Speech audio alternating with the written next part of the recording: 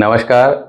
आज हम बात करेंगे हमारे जितने भी 9 प्लैनेट हैं उनमें जो सभी ग्रहों के राजा हैं सूर्यदेव।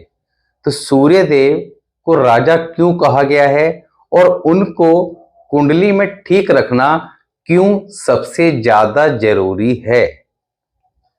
सबसे पहले इस बात पे विचार करना होगा कि राजा क्यों कहा गया है, सूर्य को ही क्यों कहा गया है, बाकी भी तो लिस्ट में थे, और उसको ठीक रखना ही सबसे ज्यादा जरूरी क्यों है, क्योंकि अगर ये नहीं है तो कुछ भी नहीं है।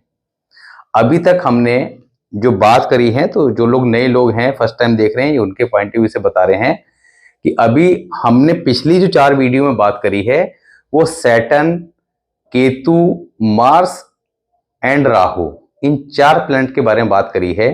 हालांकि इनके बारे में बहुत बार हम डिटेल में बात कर चुके हैं पर्टिकुलर अलग अलग हाउसेस को लेकर, मगर हमारा क्या प्रयास है कि आप शॉर्ट में ये नोट्स बना लें कि अपने 9 के 9 प्लैनेट को अकॉर्डिंग टू बर्थ चार्ट कैसे उनको लगातार ठीक रखना है। क्यों ठीक रखना जरूरी है, इसकी बात सभी 4 वीडियो में करी थी, क्योंकि जब हम पैदा होते हैं तो हमारी लगन कुंडली तैयार हो जाती है और हमारी लगन कुंडली हमारे पूरे जीवन का हाल बताती है कि ओवरऑल लाइफ कैसे रहने वाली है। हमारी लगन कुंडली के अंदर जो प्रॉब्लम है, जो बाय बर्थ हम लेके पैदा हुए हैं पिछले जन्मों के कर्मों के आधार पर, उन प्रॉब्लम्स को एडवांस में समझ के ग्रेजुअली कैसे ठीक करना है। तो यहाँ पर एस्ट्रोलॉजी को समझने के लिए बहुत साल लग जाते हैं, प्रॉपर हम फिर भी समझ नहीं पाते, एक मन में कंफ्यूजन रहता है। मगर यहाँ पर अभी जो रेमेडीज आपको दी जा रही है, जैसे आज सन के बारे में देंगे, तो वो क्यों दी जा रही है कि आपकी कुंडली में सूर्य कहीं भी बैठा हो, आपको नहीं आइडेंटिफाई करना आता है कि वो अच्छा है खराब है, मगर जो यहाँ पर बताया जा रहा है आप अपनी कुंडली के अकॉर्डिंग अगर उसको फॉलो करेंगे तो डेफिनेटली वो अगर आपकी कुंडली में अच्छा है तो और अच्छा होगा, खराब है तो ग्रेजुअली ठीक होता चला जाएगा। तो यहां पर इन रेमेडीज की इंपॉर्टेंट ये है कि आप अपने 9 के 9 प्लैनेट को कैसे बैलेंस करके चलें। अगर ये आपकी कुंडली में आपने इनको बैलेंस कर लिया, ये बैलेंस करना सीख गए, तो होता क्या है कि जीवन में समस्याएं कैसे आती है, कैसे उनको चेक करते हैं कि भाई महादशा किसकी चल रही है, अंतरदशा किसकी चल रही है, गोचर किसका चल रहा है, वर्षफल क्या कह रहा है। तो कुछ भी चल रहा हो वो प्रॉब्लम देगा कब, जिसकी महादशा चल रही है वो अगर बाय डिफॉल्ट खराब है तो महादशा में खराब रिजल्ट देगा, अंतरदशा में भी खराब रिजल्ट देगा, इसी प्रकार गोचर के अंदर भी खराब रिजल्ट देगा। गोचर अच्छा होगा तो एक एवरेज रिजल्ट देंगे, यानी कि परेशानी नहीं देगा, मगर बहुत ज्यादा एक्सट्रीमली गुड रिजल्ट भी नहीं मिलेंगे।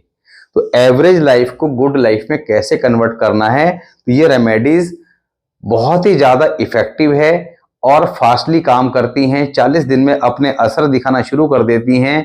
तो इनको अवश्य ही करना है और सभी लोगों के लिए कंपलसरी है। यहाँ पर हमने अभी 4 के बारे में बात करी, आगे हम 2 प्लैनेट के कॉम्बिनेशन के ऊपर ही बात करेंगे, 3 प्लैनेट के कॉम्बिनेशन के ऊपर ही बात करेंगे। बहुत सारे लोगों ने कमेंट सेक्शन में लिखा हुआ है कि सर प्लैनेटरी कंजक्शन के बारे में बताइए, और इस बात की आपको गारंटी है कि जब आप प्लैनेटरी कॉम्बिनेशन के बारे में समझेंगे, अभी हमने बात करी थी पहले भी प्लैनेटरी कॉम्बिनेशन के बारे में, पिछली वीडियोस में प्लेलिस्ट में जाके मिल जाएगी, मगर अभी हम जो बात करेंगे वो हर हाउस में अलग अलग इनके कैसे रिजल्ट चेंज होंगे। कोई भी कॉम्बिनेशन अगर आपकी कुंडली में बना हुआ है तो उसका कंबाइंड रिजल्ट क्या आएगा कि भाई अगर किसी का मंगल शुक्र है तो आप आंख बंद करके कुंडली में कहीं बैठा है एक प्रेडिक्शन तो यही दे दें कि वो 2-4 प्रेडिक्शन तो ये फिक्स है ही है कि ये तो मिलेगा ही मिलेगा, मगर उसके पीछे भी चीजों को थोड़ा सा ध्यान से समझना है। तो वो सारी बातें बताएंगे। मंगल शुक्र बहुत सारे लोगों की कुंडली मिलेगा, लेट फॉर एग्जाम्पल, मगर कुछ की लाइफ में एक्सट्रीमली गुड होगा, कुछ की लाइफ में एक्सट्रीमली बैड होगा। आप बात पे ध्यान दीजिएगा, एक्सट्रीमली वर्ड यूज किया गया है क्योंकि यहाँ पर दोनों ही कंडीशन अप्लाई होगी। तो जिनके होता है उनसे पूछिएगा, खराब होता है तो पूरी ऐसी तैसी कर देता है ये मैरिड लाइफ की। अब यहां पर जो कॉम्बिनेशन है 2, 3, 4, 5 के भी, तो उनको कैसे हमने रीड करना है, उसके कैसे उपाय करने हैं, उन सब की बात करेंगे आगे आने वाली वीडियोस में। अभी स्टेप बाय स्टेप चल रहे हैं। पहले आप एक सिंगल प्लैनेट्स के अकॉर्डिंग 9 प्लैनेट, अभी 4 वीडियो हो गई, आज 5वीं है, इसके बाद 4 और आ जाएंगी, तो 9 के 9 कंप्लीट हो जाएंगे। आपके नोट्स तैयार हो गए। उन नोट्स के बिहाफ पर आप अपने अपनी फैमिली सभी के चार्ट्स को देखकर वो चीजें अप्लाई करा सकते हैं। That is very simple remedies. तो एक बार कुछ तो रेमेडी करनी है, उसके बाद आजीवन भर के लिए छोड़ देना है। तो सिंपल सी चीजें 100-150 रुपए की लाके घर में यहाँ रख देनी है। अभी जैसे बात करेंगे तो हो गया उपाय। कुछ चीजों को कॉमनली ध्यान रखना है, तो बहुत आसान है मगर काम बहुत बढ़िया करती है। दूसरा, अभी लास्ट वीडियोस में जो है वो आपका लोगों ने कमेंट किए कि आपने पिछले कुछ वीडियोस के अंदर जैसे राहु की बात करी थी, केतु की बात करी थी और मार्स की बात करी थी, ठीक है। तो उसमें बताया था कि आपने राहु 2nd हाउस के लिए कुछ लोगों ने कमेंट बॉक्स में लिखा हुआ था कि आपने रेमेडी नहीं बताई। तो देखिए, राहु 2nd हाउस के लिए नंबर 1 हो सकता है मैं भूल गया हूं या बात करते करते स्किप हो गया हो, मगर अच्छा वो आप लोगों ने रिमाइंड करा दिया तो आपको बता रहे हैं। तो राहु 2nd हाउस के लिए ऐसे व्यक्ति को हमेशा अपर फ्लोर पे रहना चाहिए, घर में झूला ना रखे और चांदी की ठोस गोली केसर के साथ किसी चांदी की डब्बी में, किसी पुड़िया के अंदर हमेशा अपनी पॉकेट में रखे। चांदी की ठोस गोली चांदी की चेन में गले में डालकर भी पहन सकते हैं, मगर केवल इस बात का ध्यान रखें केतु लगन में नहीं होना चाहिए। अदरवाइज चांदी की ठोस गोली जेब में रखें। केतु 8th हाउस के लिए कान छेदन अवश्य कराएं। अपने लेफ्ट ईयर एटलीस्ट दोनों करा लें, नो प्रॉब्लम। अगर एक पे कराना है तो लेफ्ट ईयर में जरूर कराएं। ब्लैक एंड व्हाइट डॉग पाल लें, नहीं पाल सकते तो स्ट्रीट डॉग की यथासंभव सेवा करें। ये 2 रेमेडी परमानेंट चलेंगी। और इसके अलावा मंगल 12th हाउस के लिए बेस्ट रेमेडीज कि अपने फ्रेंड सर्किल में जहां आप काम करते हैं यथासंभव मीठा खिलाएं, मीठा खाएं, यही इसकी सबसे बढ़िया रेमेडी है। मगर वहां मैंने कुछ कंडीशन बताई थी कि भाई शनि 1st हाउस में हो तो ये रेमेडी नहीं करनी है, इसको अवॉइड करना है, इस बात का ध्यान रखें। अदरवाइज ये रेमेडी आप आजीवन करें। अब होता क्या है, हम गलती कहां कर बैठते हैं, किसी का लगन कुंडली के अंदर मंगल 12th हाउस में है, ठीक है, मीठा बांटना खिलाना बहुत बढ़िया रिजल्ट देगा, खिलाता रहे। यही मंगल अगर 6th हाउस में वर्षफल में आ जाए या शनि 1st हाउस में आ जाए, उस केस में उस साल अवॉइड कर देना है, इस बात का ध्यान रखें। तो ये तीनों आपके जो क्वेश्चन थे पूरे हो गए। कंजक्शन के आपने पूछा था वो पूरा हो गया। अब बात करते हैं आज के टॉपिक की कि सूर्य को कुंडली में ठीक रखना क्यों जरूरी है और सूर्य को राजा क्यों कहा गया है। देखिए, सूर्य को राजा इसलिए कहा गया है और उसको ठीक रखना इसलिए जरूरी है कि राजा जो राजा है, राजा का काम क्या है, सत्ता को संभालना। राजा ही किसी राज्य का अगर कमजोर होगा, किसी देश का राजा ही कमजोर होगा तो बाकी जो उसके मिनिस्ट्री के लोग हैं वो सारे हावी हो जाएंगे और देश को सही प्रकार से नहीं चलने देंगे।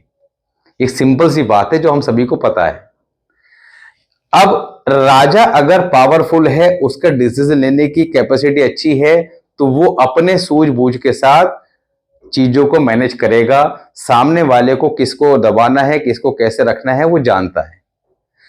कुंडली के अंदर सूर्य को राजा कहा गया है क्योंकि कुंडली के अंदर कालपुरुष कुंडली की जब बात करते हैं तो यहां पर 1 नंबर की राशि आती है और मेष राशि के अंदर लगन भाव में सूर्य को उच्च का माना गया है, उच्च का स्थान दिया गया है। सूर्य है क्या, सूर्य आत्मा है। तो यानी आप हैं तो सब कुछ है, आप ही नहीं हैं तो बाकी सब चीजें तो वैसे ही व्यर्थ है। तो आत्मा है तो शरीर है, और शरीर क्या है, कुंडली का लगन भाव है, और लगन भाव के अंदर जो आत्मा है वो सूर्य है, यानी कि सूर्य कुल मिला के आपकी बॉडी है। जीवन के अंदर हमारी कुंडली के अंदर जितने भी हाउसेस होते हैं, 1st house, 2nd house, 3rd house, 4th house, किसी न किसी से कनेक्टेड होते हैं, किसी न किसी प्रकार के सुख को इंडिकेशन करते हैं। जैसे कि आपको पता है कि 2nd हाउस किसका होता है, परिवार के सुख का, आपकी कम्युनिकेशन स्किल का, साथ ही आपके धन का, कि आप कितनी वेल्थ लाइफ में क्रिएट कर पाएंगे। 3rd हाउस होता है आप अपने दम पर, आपके साहस पराक्रम के बल पर कितना सफलता अर्जित कर पाएंगे, साथ ही आपके भाई बहनों का सहयोग कितना मिलेगा। 4th हाउस होता है आपको सुखों की प्राप्ति, वाहन, गाड़ी, मकान, इन सब सुखों की प्राप्ति कितनी होगी या नहीं होगी। 5वां घर संतान का है, आपका एजुकेशन का है। छठा घर रोग का है, ऋण का है, शत्रु का है कि शत्रु परेशान करेंगे या नहीं करेंगे, या जीवन भर करते रहेंगे। लोन ले लिया, उतरेगा या नहीं उतरेगा, परेशान करेगा या वो लोन लेना आपके लिए फायदा करेगा। और छठा घर है छोटी बीमारियों का कि छोटी छोटी बीमारियां परेशान करती रहती हैं, तो ये छठे घर के शुभ और अशुभ होने पर डिपेंड करता है। सातवां घर आपका मैरिड लाइफ का है, बिजनेस का है और पार्टनरशिप का है। छठा घर नौकरी का है। आठवां घर आपका अकल्ट साइंस का है, यानी कि गुप्त विद्याओं का है और लंबी बीमारी का है, एक्सीडेंट का है। 9th हाउस भाग्य का है। 10वां घर कैरियर का है। 11वां घर हमारी इच्छाओं की पूर्ति का है और हमारे सोर्स ऑफ अर्निंग, पैसा आप कितना कमाएंगे। 12th हाउस आपके सुख का है, यानी कि आपके जो एक्सपेंसेस होंगे वो अकॉर्डिंग टू योर विश होंगे, आपकी इच्छा अनुसार होंगे या फिर वो मजबूरी में होंगे। जैसे कि अस्पताल किसी को जाना पड़ गया तो वहां पे खर्चे हो रहे हैं, तो मर्जी के विरुद्ध हो रहे हैं। इसी प्रकार आप एक खर्चा कर रहे हैं कि बढ़िया बढ़िया गाड़ी खरीद रहे हैं, बढ़िया बढ़िया मकान खरीद रहे हैं, घूम रहे फिर रहे हैं, तो वो आपकी इच्छा के अकॉर्डिंग हो रहे हैं। हमारे रात्रि के सुख का होता है, यानी कि रात्रि का सुख, शैया सुख, तो ये सीधा सीधा यहाँ पर शुक्र को उच्च का स्थान दिया गया है। तो ये सारे भी जितने सुख की बात करी है, ये सुख हमारे कुंडली के जितने भी है, चाहे आय का है, भाग्य का है, किसी भी चीज का सुख है, इन सुखों को व्यक्ति भोगता कैसे है। तो व्यक्ति क्या भोगता है, व्यक्ति शरीर है, उसका शरीर इन सुखों को भोगता है। आप गाड़ी लेंगे तो उस गाड़ी का सुख कौन भोगेगा, उसका आराम किसे मिलेगा, आपके शरीर को मिलेगा। आप बढ़िया भोजन खाएंगे तो उसका टेस्ट कौन लेगा, आपका शरीर लेगा। तो यहाँ पर जितनी भी सारी चीजें हैं उसका सीधा सीधा कनेक्शन शरीर से हो जाता है। और इसी वजह से हमारी कुंडली के अंदर जो कुंडली का फर्स्ट हाउस होता है उसको केंद्र भी कहा गया है और त्रिकोण भी कहा गया है। तो केंद्र कुंडली के अंदर शुभ स्थान माने गए हैं, त्रिकोण को केंद्र से ज्यादा शुभ माना गया है। मगर लगन दोनों ही कैटेगरी में आते हैं, यानी कि केंद्र भी है त्रिकोण भी है, इसलिए उसकी पावर बढ़ जाती है। और लगन आप खुद हैं, आपका शरीर है। तो यहाँ पर कुंडली के अंदर अगर आपका शरीर ही कमजोर होगा, ऐसे समझिए किसी व्यक्ति का शरीर ही कमजोर है, कुछ ना कुछ बीमारी लगी रहती है, रेजिस्टेंस पावर वीक है, कभी नजला जुकाम लगा हुआ है, कभी बुखार हो जाता है। कई लोग देखे ना, बड़े ऐसे होते हैं हल्के फुल्के से, नाजुक प्रवृत्ति के कभी कुछ कभी कुछ, कभी होम्योपैथी खा रहे हैं। तो यहाँ पर शरीर ही अगर सही नहीं है तो आदमी बाकी सब चीजों को आनंद कैसे लेगा। चाहे आपके मैरिड लाइफ हो, चाहे आपके वाहन हो, मकान हो, धन हो, पैसा हो, जितना भी आ जाए, करेगा क्या पैसे का। तो आपका शरीर का स्वस्थ रहना, ठीक रहना कुंडली में सबसे ज्यादा जरूरी है। और इसी वजह से कहा गया है कि स्वास्थ्य ही सबसे बड़ा धन है।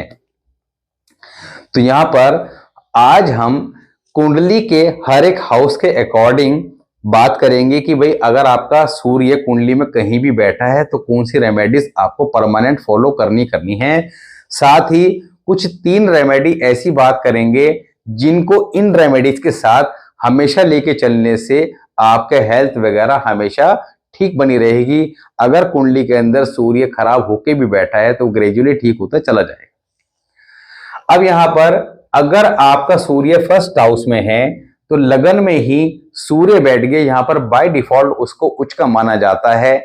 मगर हमने बहुत सारे कॉम्बिनेशन बताए हैं, बहुत सारे रूल बताए हैं जिससे आप उसको ये आइडेंटिफाई कर लें कि ये सूर्य यहां पर लगन में जो बैठा है, जो नॉर्मली देखने में उच्च का दिखाई दे रहा है, मगर क्या वो सही में उच्च का रिजल्ट देने के योग्य है या वो खराब रिजल्ट दे रहा है। तो यहाँ पर सूर्य नॉर्मली अगर अच्छा होता है तो आदमी के हाथ पैर नॉर्मली सामान्य आदमी से गर्म ही रहते हैं। तो जैसे इनसे हाथ मिलाया जाए तो हाथ इनके हल्का सा वार्म रहते हैं। यहीं पे अगर ये वीक होगा तो हाथ थोड़ा सा ठंडे रहेंगे, यानी कि गर्मियों में भी इनके हाथ ठंडे रहेंगे, सर्दियों में ठंडे रहेंगे। तो ऐसे में सूर्य फर्स्ट हाउस वाले के बालों का ज्यादा झड़ना, इस तरह की समस्या होती है। जेंट्स होते हैं बाल माथा जल्दी ऊंचा, सूर्य वैसे ही फर्स्ट हाउस में हो तो उच्च का होता है, या कुंडली में कहीं बैठा हो और उच्च का हो, मेष राशि में हो, तब भी ये प्रॉब्लम रहती है। अगर महिलाओं के है तो उनके बाल झड़ने की समस्या जो है वो ज्यादा परेशान करती है। इनके को करना क्या चाहिए, बंदरों को गुड़ चना खिलाते रहें। एवरी संडे बंदरों को गुड़ चना खिलाएं। ये इनके लिए सबसे बढ़िया रेमेडी है। अब आप कहेंगे कि साहब हमारे शहर में तो बंदर मिलते ही नहीं हैं। देखिए, कुछ पाने के लिए कुछ खोना पड़ता है। मैंने बहुत सारे लोग देखे हैं, साहब घर के आसपास दिख जाएंगे तो दे देंगे, अदरवाइज 5-6 किलोमीटर पहुंच जाए।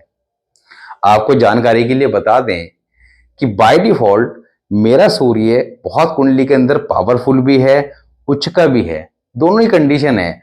उन सब के बावजूद मैं रूटीन में अपने वेरी वेरी बिजी शेड्यूल के अंदर से टाइम निकाल के अपना एक टाइम टेबल बना रखा है सुबह से लेकर रात का।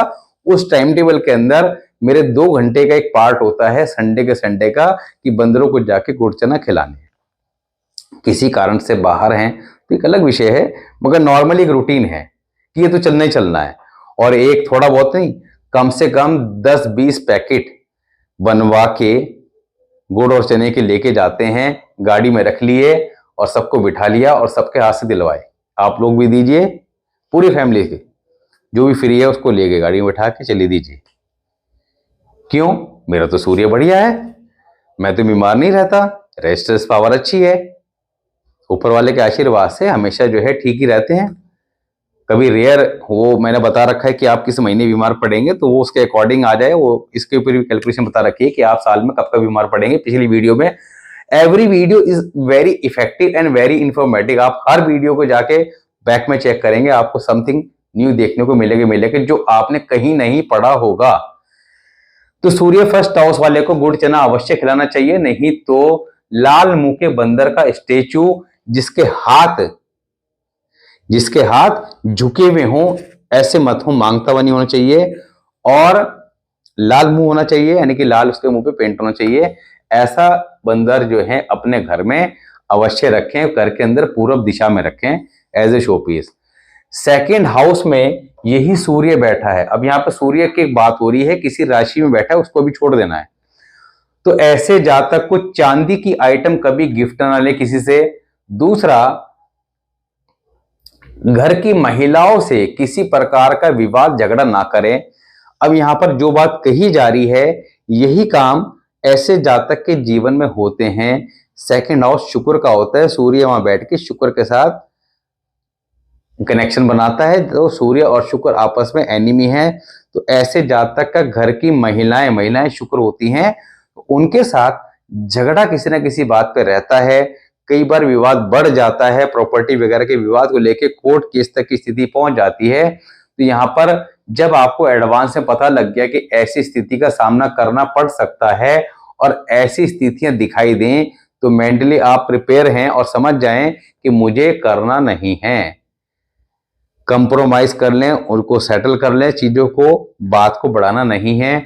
आप बात बढ़ाएंगे तो नुकसान आपका ही होगा। धर्म स्थान का लंगर भंडारा प्रसाद कभी फ्री में ना लें, नॉर्मली किसी से ना लें, और अगर मजबूरी में खाना पीना पड़ जाए तो पैसे अवश्य चढ़ाएं। यही सूर्य अगर थर्ड हाउस में है, तो ऐसे जातक जीवन में जो कुछ भी हासिल करते हैं अपने दम पर करते हैं, किसी का सपोर्ट लेते नहीं हैं। लीडरशिप क्वालिटी इनके अंदर होती है। 10 लोग इनकी बात सुनना पसंद करते हैं जब ये बोलते हैं। इनको क्या करना चाहिए? लाल मुंह का बंदर अपने घर में एज ए स्टेचू रखें, जैसे भी फर्स्ट हाउस के लिए बताया। अब देखिए, एक बात को समझिएगा कि रेमेडीज जो हैं हर पर्टिकुलर हाउस के ऊपर कम से कम 10 रेमेडीज हैं और 4-5 प्रिकॉशन हैं। मगर अगर मैं सारी की सारी पर्टिकुलर एक हाउस के ऊपर बतानी शुरू कर दूंगा, तो एक तो आपको कंफ्यूजन बहुत हो जाएगा कि साहब ये करें या ये ना करें। दूसरा, ये जो अभी वीडियोस बना रहे हैं, पिछली 4 जो हो चुकी है, आज 5वीं है, इसके पर्पस ये है कि मैंने बहुत बार देखा है कि लोग बाग पिछली वीडियोस देख के जो रेमेडीज बता रखी हैं, वो भाई आपके लगन कुंडली में किसी का सूर्य 6th हाउस में था फॉर एग्जाम्पल, अब वो लगन कुंडली में था, आपने 25 साल की उम्र में वीडियो देखी और जाके सीधा उपाय कराए कि साहब उसमें तो वहां बताया गया था कि 6 तांबे के स्क्वायर पीस आपने जमीन में गाड़ देने हैं, दबा देने हैं।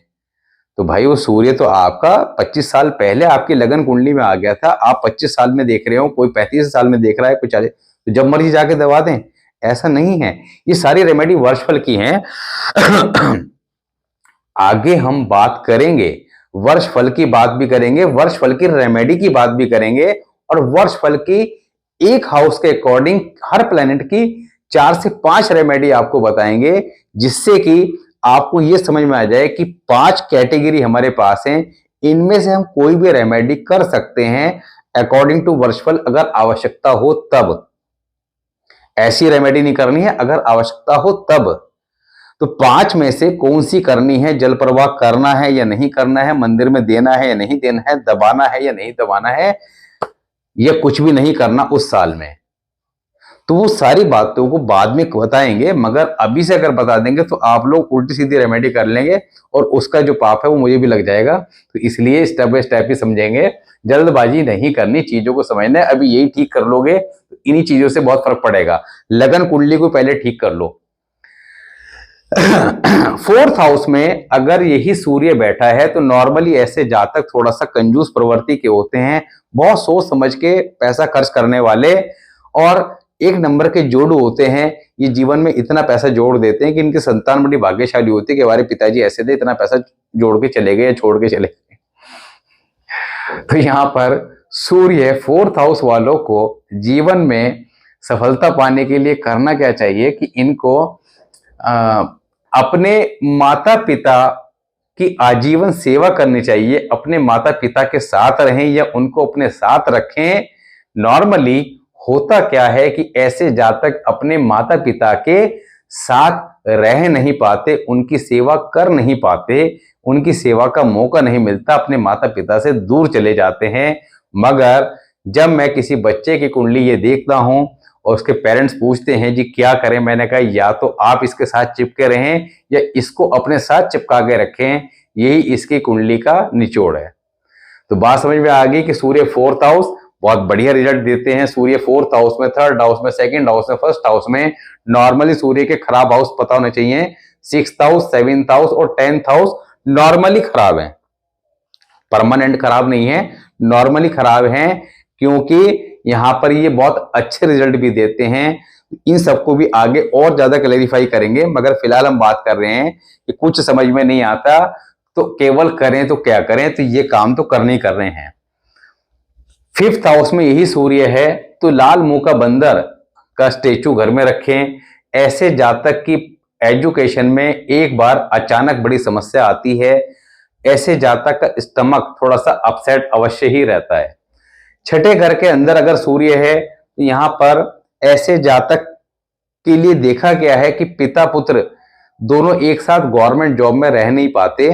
अगर पिताजी ऑलरेडी गवर्नमेंट जॉब में है तो लड़के की लगती नहीं है, ये भी देखा गया है। हालांकि गवर्नमेंट जॉब के योग वगैरह भी होने चाहिए, वो सब अलग विषय है, मगर नॉर्मली ये चीजें भी देखी गई हैं। 6th हाउस में सूर्य होता है तो कुंडली के अंदर शनि को खराब कर देता है, एक रूल में बताया था। 6th हाउस में सूर्य होता है तो जातक को अचानक गुस्सा आता है और बहुत तेज आता है। तो यहां पर इनको क्या करना चाहिए, धर्म स्थान से कोई भी पैसा चुपचाप लाकर आजीवन भर के लिए अपने पूजा स्थान में रख दें। इसके अलावा अपने यार दोस्तों को समय समय पर खाना पीना खिलाते रहें, पार्टियां देते रहें। 7th हाउस में यही सूर्य है। 7वें घर में सूर्य को नॉर्मली अच्छा नहीं माना था, शुक्र के घर में आके बैठ जाते हैं तो पति पत्नी में विवाद पैदा करते हैं।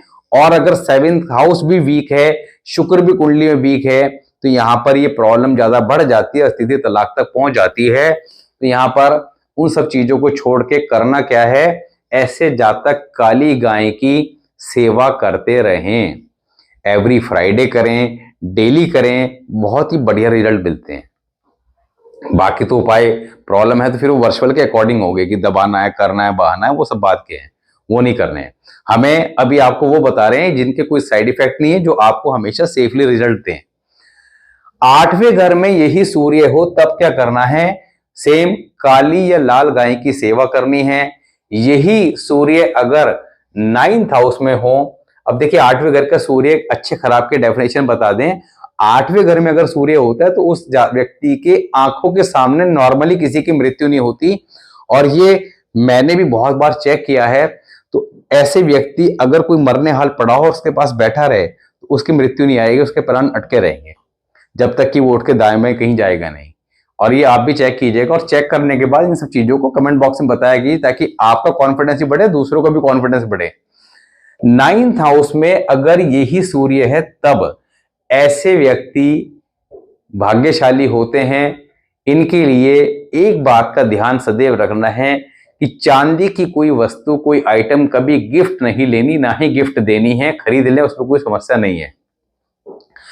10th हाउस में यही सूर्य है, तो ऐसे जातक नेम और फेम के शौकीन होते हैं। सूर्य अगर कुंडली में यहां पर अच्छी पोजीशन में हो तो नेम और फेम मिल भी जाता है। क्या करें? व्हाइट या रेड कलर की टोपी या कैप का सदैव इस्तेमाल करें, और बालों में ब्लैक कलर की डाई अवॉइड करें। ज्यादा जरूरी हो तो मेहंदी या ब्राउन कलर कर सकते हैं। नॉर्मली जिन लोगों को एस्ट्रोलॉजी की नॉलेज होती है और उनका सूर्य अगर 10th हाउस में हो, तो वो एस्ट्रोलॉजर अपने बाल व्हाइट ही रखते हैं, वो करते ही नहीं ब्लैक न ब्राउन करते हैं। मगर आज के समय में बहुत सारे प्रोफेशनल लोग जो हैं वो व्हाइट नहीं रख सकते, तो ऐसे में ब्राउन या मेहंदी कलर इस्तेमाल कर सकते हैं। 11th हाउस में अगर सूर्य है, तब क्या करें? मदिरा और मांस, लीकर एंड नॉनवेज का सेवन बिल्कुल ना करें, अदरवाइज काफी ज्यादा चैलेंजेस आते हैं और संतान को बड़ी परेशानी आती है। 10th हाउस में, और अच्छा 10th हाउस वाले को एक बात का ध्यान और रखना है कि नॉर्मली हम मकान का जब चुनाव करते हैं तो साउथ को छोड़ के ईस्ट, वैसा कोई सी भी लेते हैं, ईस्ट हो, नॉर्थ हो, वेस्ट हो, मगर इनको वेस्ट फेसिंग नहीं लेना चाहिए, इस बात का भी ध्यान रखें। 12th हाउस में यही सूर्य हो तो ऐसे जातक को किसी से इलेक्ट्रिक या इलेक्ट्रॉनिक आइटम गिफ्ट ना लें, विशेषकर अपने इन लॉ से, ससुराल वालों से।